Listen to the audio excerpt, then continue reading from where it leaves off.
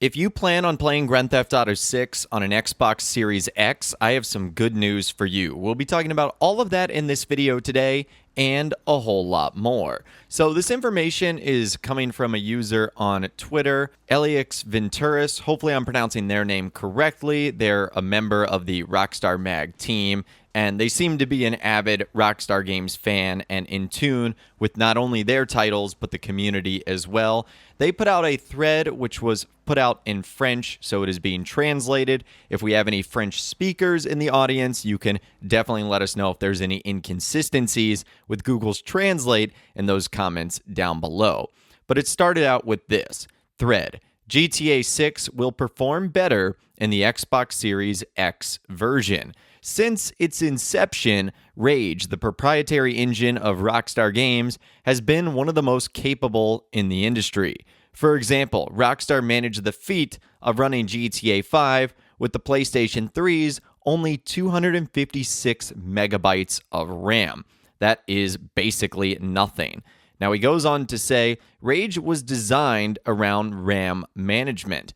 This allows a lot of advantages in terms of optimization. Now, one of the few drawbacks is the need for extra work for the development teams. Now, he goes on to say the management of the LODs, the level of detail, is characterized by several levels of display in the different elements of the game, making it possible to reduce the number of polygons to be displayed, thus high-resolution textures to be loaded into memory for the most distant areas. And Grand Theft Auto 5 works with 4 main levels of cumulative LODs, and the priority of calculation increases with the hierarchies. So you have Super LOD, which is SLOD 4 through 1, LODs, HD, and then Orphan HD.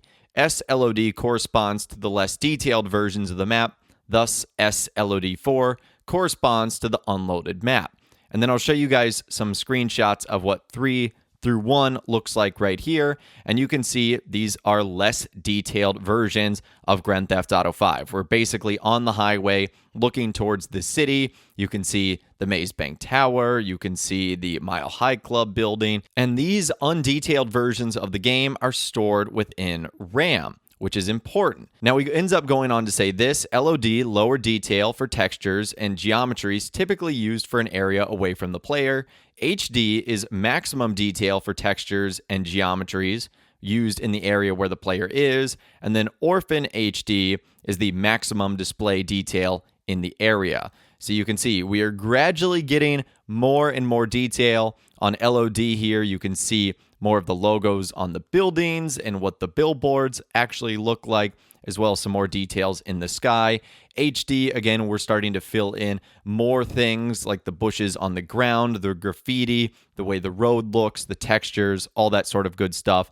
And then Orphan HD being the most in-depth. Again, you can see even more things like the construction equipment, more details on the signs like font and writings and letterings. So now that we know that, he goes on to say this management is interesting at the RAM and GPU level because this allows for impressive renderings on areas close to the player without saturating the RAM with highly unnecessary content. Remote elements are stored in RAM in a highly lightweight version, SLOD3, for example. In the PC version, the player can set the distance priority of the game.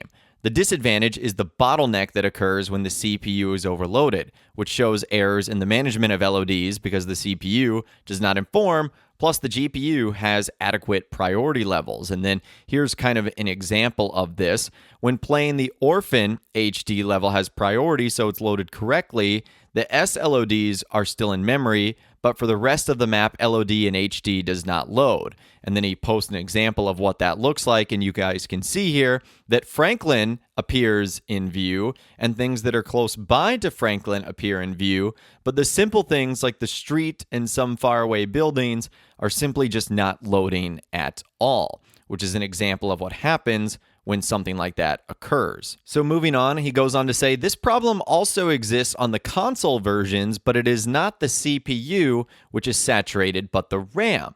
The CPU performs its mission correctly, but the RAM is saturated. The GPU then finds itself without the resources to work with. So the solution is to have a faster RAM. Unfortunately, Sony designed its PlayStation 5 around the solid-state drive by offering developers a redefinition of game design by minimizing the use of LODs to prioritize the ultra-fast loading of HD resources. An interesting choice for PlayStation exclusive productions, but independent studios will not rework their game for the PS5 version. This would force Rockstar to drop 2/3 of Rage on its RAM management to match the PlayStation 5, which he says is unthinkable.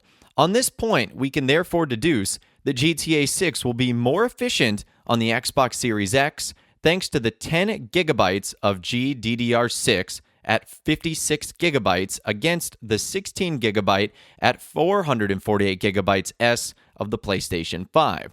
On the other hand, there will be no significant advantage regarding the loading time of the game. The difference will be minimal. The loading time is not only a question of the speed of the reader, but essentially the decompressing and parsing of the game files. It is therefore above all the CPU and the RAM, which are at work once again. So in conclusion, here's what we're talking about. Rage 9 will focus on optimization of RAM. Since Sony has decided to bet everything on the performance of their solid-state drive, the Xbox Series X will be more efficient on clipping and the quality of entities. Because Rage 9 is optimized for the CPU-GPU parallelization, just like Microsoft's graphics API DX12, this will leave more freedom on the RAM VRAM management side, and this perfectly matches the needs of Rage 9 for Grand Theft Auto 6. And we know that thanks to the leaks, that all of it ran on the DX12 graphics API, and whether it was in the debug phases or animation director's QA or in-game sequences, which indicates that the main build of GTA 6 is on PC/Xbox.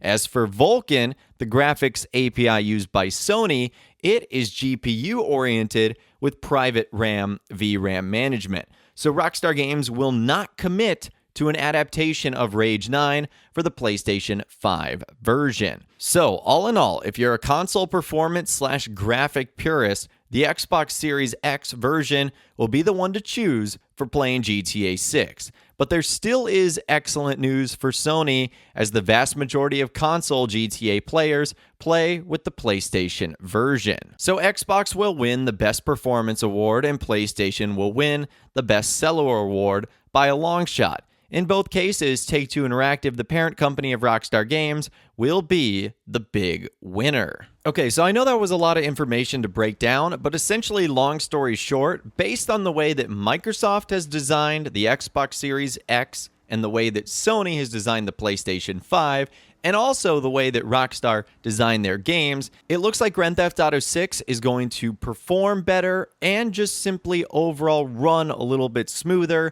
on the Xbox Series X. Now, that's not to say it's going to run poorly on the PlayStation 5. These games are going to be meant for these consoles only, and they are going to be spectacular. But if you are on the Xbox, you might notice that things are just a little bit smoother. And if that's important to you, then Xbox might be the console for you. Now, of course, there's a ton of other factors than just that. You might not necessarily think that's important. You might think that some sort of console-level exclusives that Rockstar might have is the most important part. So I'm not telling you which one is right or which one is wrong, but based on this information, it looks like Xbox might have a little bit of a leg up. So hopefully we can have a nice adult conversation in the comments section of this video, and we don't turn it into a pissing match back and forth between PlayStation and Xbox. But this definitely is interesting, so I would love to hear from you guys in those comments down below. Let me know what you think about this news, and how do you think Grand Theft Auto 6 is going to perform on the Xbox versus the PlayStation 5. Let me know what you think in those comments down below. I'd love to hear from you guys down there. If you guys did go on to enjoy this video, though, a like rating would, of course, be awesome. And be sure to subscribe to my YouTube channel if you are new. You want to stay up to date on all the latest GTA and all the Rockstar Games videos that I'll be doing here on my channel. And be sure to ring that notification bell as well. Sometimes YouTube just doesn't work, and if you ring that bell, you'll always be guaranteed to be notified when new videos arrive. But of course, as always, guys, thank you all so much for watching. Take care, and I'll see you guys in the next video.